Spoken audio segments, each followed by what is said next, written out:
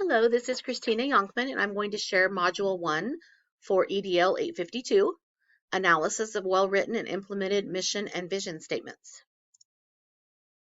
First of all, I'd like to share a little bit about myself and my family and what my education background is. So I was born and raised on a farm in southwest Kansas, in Nest City. My parents and my younger brother and his family still live there, and then I have an older sister that lives here in Garden City, which is where I currently reside. I attended Nest City Public Schools, and after graduation, I went to Barton County Community College for 2 years, and then I transferred to Fort Hays State, where I got my bachelor's in human ecology education to be able to be a family and consumer science teacher. In 2005, I got my ELA endorsement, and then a few years later, I received my master's in school and community counseling from Fort Hays. This is my 29th year in education, and over those years, I've been a FACS teacher, an adult learning center director, and currently I am a counselor. Most importantly, I'm a mother of 3 boys. You can see in the picture below, my oldest is on the left. He's holding our family schnauzer. That's Skylar. And then my youngest is next. He's 15 and he currently lives at home. Then on the far right is my middle son, Connor. And next to him is my adopted to-be daughter-in-law. And I am very fortunate that they all live here in Garden City, and we get to spend quite a bit of time together.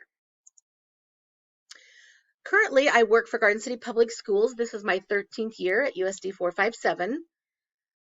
The building I am at is called Garden City Achieve, and we are very unique in a way that we have 4 entities within our building. We have 7 through 12 high school, 9 through 12 high school.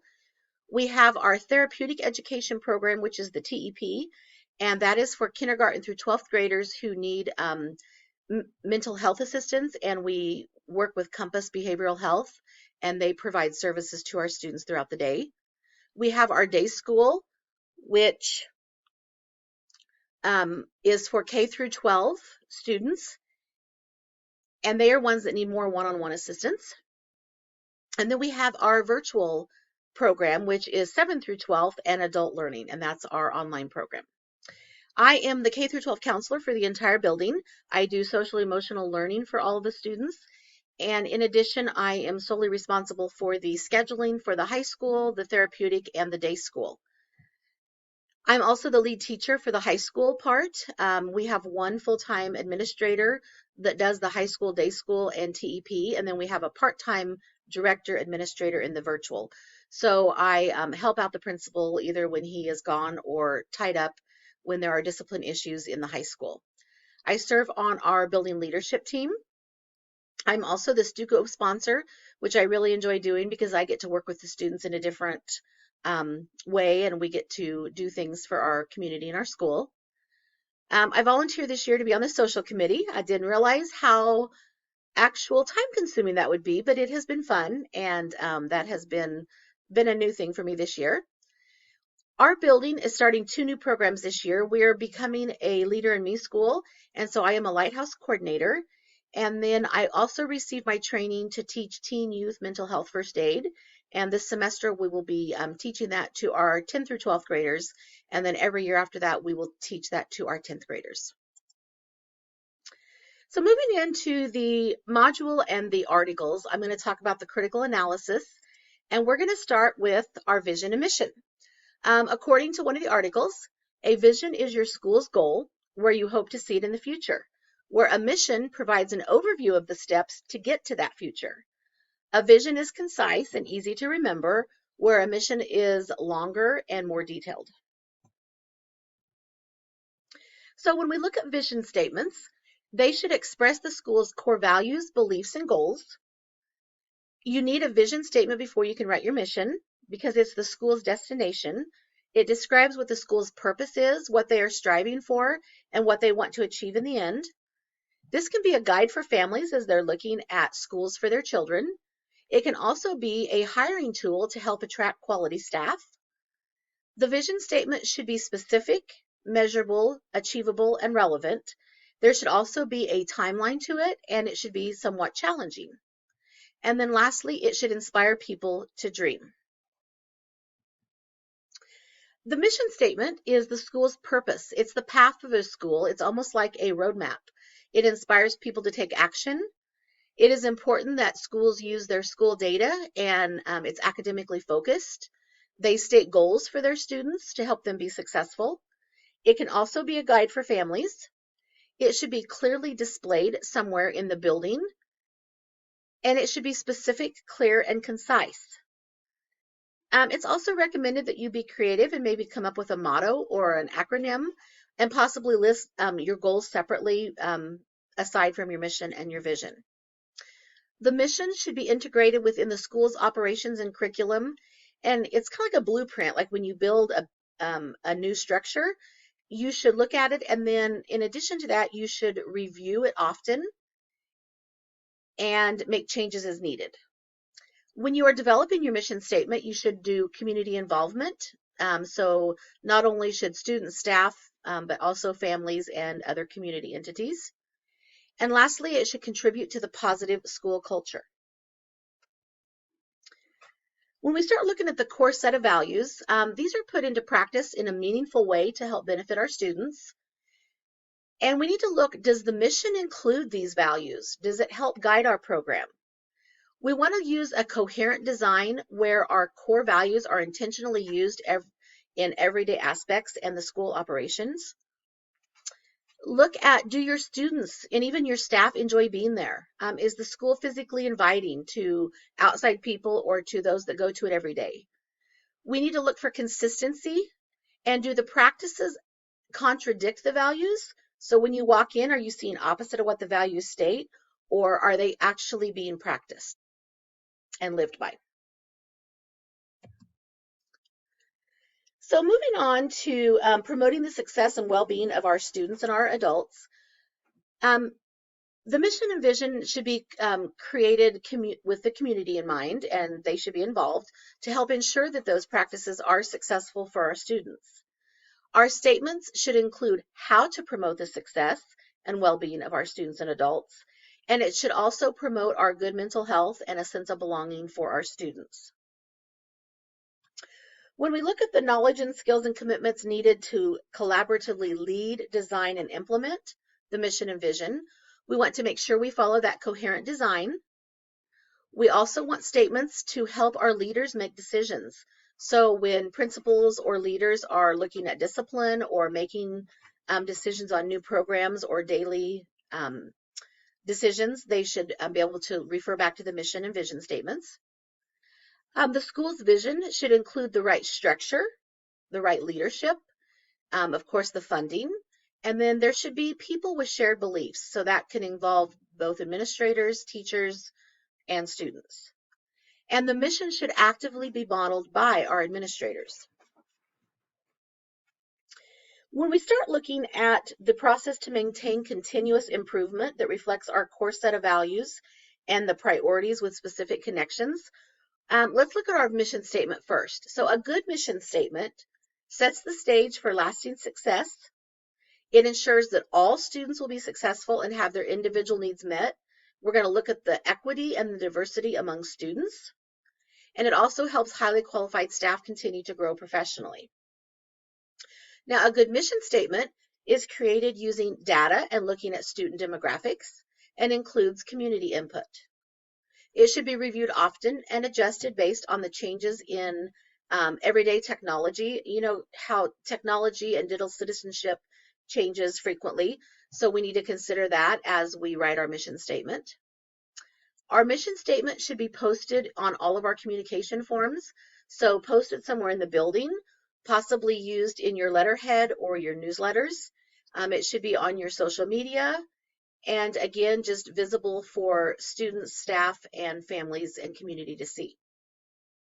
A good mission statement should also help our school grow.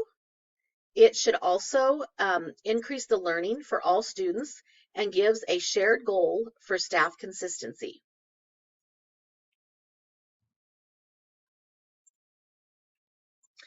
Next, we're going to take a look at our critical reflection. So as I started looking through our own building, I would say that I was somewhat maybe disappointed or saddened Our district has a district-wide mission and vision statement. However, we do not have a specific one for our Garden City Achieve building. So our district-wide mission is quality learning, responsible citizens, and that has been for several years now, and I know it was adopted by the board, and that is what's posted on our school website and through our board policies. And just recently, my administrator, when I did some research, he said that they are adopting a new mission statement that says engage, enrich, and empower. So I'm really anxious to see how this all plays out, and eventually I'm assuming the quality learning responsible citizens will be replaced. So I went ahead and included both of those for now. Our district vision statement is improving student outcomes as a model district. When I started looking within our building a little more detail, we do offer core values, and this is something that was actually just added this year.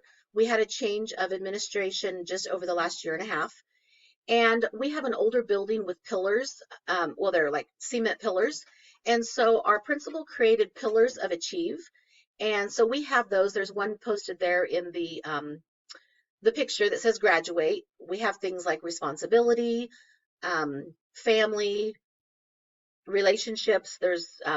We have an upper level and a lower level to our building, and so each pillar has something, one of our core values posted on it. We have also had up in the far right hand corner is a motto that our former principal created banners for each side of the entities of the building, and it is dream big, work hard, stay kind. And so we've kind of adopted that as a motto. And our current principal has also adopted a new saying that we use regularly with students through announcements or even through our emails or special announcements when we have a graduate that graduates. It's called, "It's a great day to achieve." So looking at the strengths and the weaknesses just within our building, I felt like our strengths for our district is, number one, it is uniform, and so that's nice that any building that we go to uses the same one. It is very clear and concise. It does have a purpose and a goal, and it can be integrated within our classrooms. It does state what our school is striving for, and it can help attract quality staff, and it also helps set the stage for success of our students and staff. Some of the weaknesses that I found is specifically for our building, I don't feel like it's specific for our student demographics. And in that, we are just very unique. Our building is, since we're an alternative setting, we have students that come every 9 weeks. And so we have a changeover of students. So we have graduates every quarter. And so we're kind of a fluid building. We also, I don't feel like it's necessarily student inspired. I believe what is the current ones were developed through our site council. And I don't know how often it's reviewed, just because I know it's been that way since I've been in the district, or for as long as I can remember.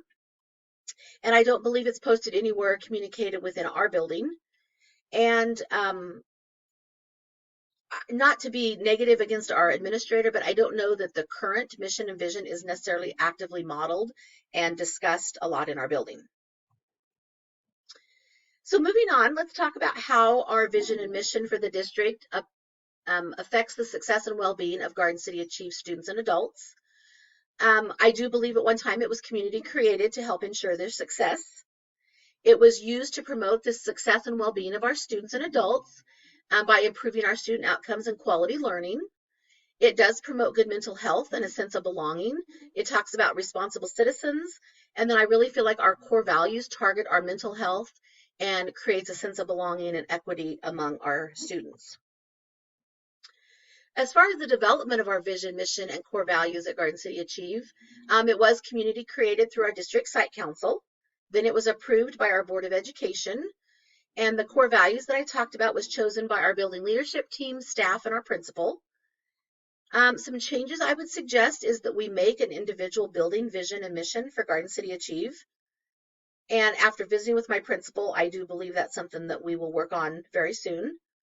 I think we should include our building BLT and our leader and me action teams, because that includes both students and staff. And I also think we need to reach out to families and community. And I think we should use our core values more in a daily or weekly, maybe through our weekly announcements or through daily communication. And so those would be some changes that I would suggest in our building. As far as the way we lead, design, and implement at Garden City Achieve, it can be definitely implemented within our classroom. Our vision and mission statements can help our leader and me action teams and our principal make decisions as we move forward. Our school vision definitely includes shared beliefs, and I believe in time our mission can actively be modeled by staff and our principal. So as far as continuous improvement at Garden City Achieve, I do believe our mission statement, since it mentioned the model district, it does set the stage for lasting success and improving outcomes. It ensures that all students will be successful and have their individual needs met by looking at equity and diversity among our students within the district. Again, I think our building demographics are a little bit different, and so we need to look at that. And it does help highly qualified staff continue to grow professionally. Our district mission statement was created using data demographics and included the community when it was created. It does help our school grow. It increases learning for all students and gives a shared goal for staff consistency.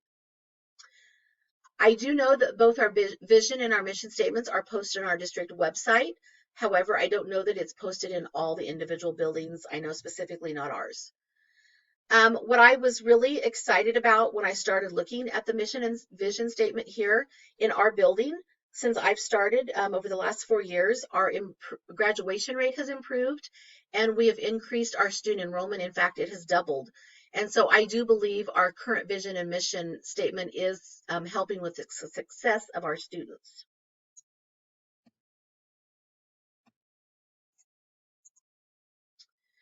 So some suggestions here.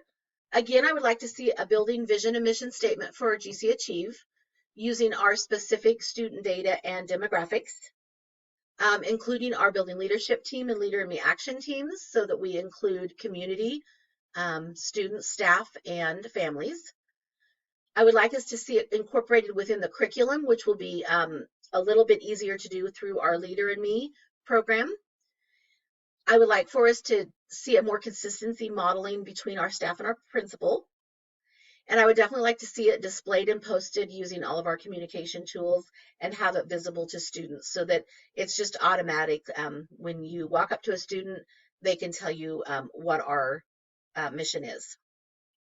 I think we need to review it often. As I said, our students change quarterly, and so we need to take a look at our demographics periodically. And last, I would definitely like to include and inform parents so that they are also aware. So as I wrap up, I would like to share the standard correlation. This module correlates with our CLO 1.1 by helping me learn more about creating and developing mission and vision statements and using those core values within our school. I really feel like the articles in this assignment and doing research through my district, I was able to see that the importance of using our school community, the data, the technology, our student demographics, and diversity, and making sure we look at student equity when developing and adopting vision and mission statements.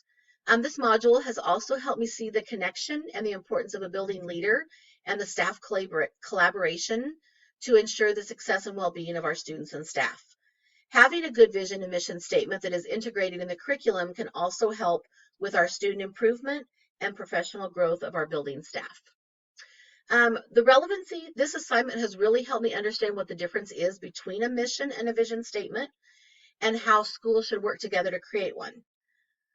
I feel like the articles that we read in this module really helped me understand the importance of including community when developing both vision and mission statements, and also help me see the importance again of using that data and student demographics through the process, and probably even more so with our special alternative setting. I also really enjoyed seeing the various examples of vision and mission statements and kind of got some really neat ideas and how some or parts of those will be beneficial when we start to develop ours at Garden City Achieve. As I reflect, this module made me do a lot of research and communicate with our current administration because, like I said, I had trouble finding our building one, and then I realized we didn't have one. As I stated in my presentation, in my video, I was rather surprised and almost disappointed that we don't have one. So as a future leader, when I'm applying for positions, I will definitely look to see what the building mission and vision is, and if it fits what I'm looking for in my career. If I happen to get a position in my district and possibly my current building, and they don't have a mission statement or a vision statement, I will definitely make that a priority to work with my staff, students, and the community to write one that ensures the future success of my staff and my students. And then next, I have our references, and this is part of them. These were from the articles.